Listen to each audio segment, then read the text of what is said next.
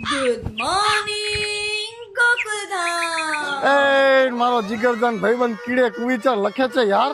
આ મારા ભાઈલાન જોઉં મારો દિવસ સુધરી જાય યાર. હાય હાય મારા જીગરજાન ભાઈબંધ જેઠિયા હાય હાય. શું કે કીડે?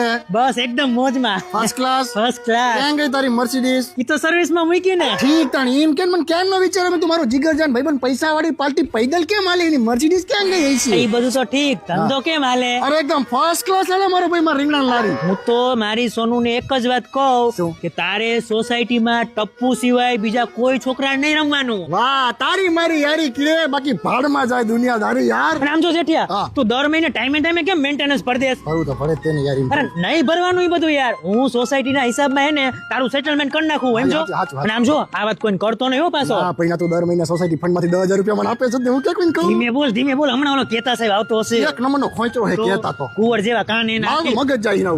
આવ્યો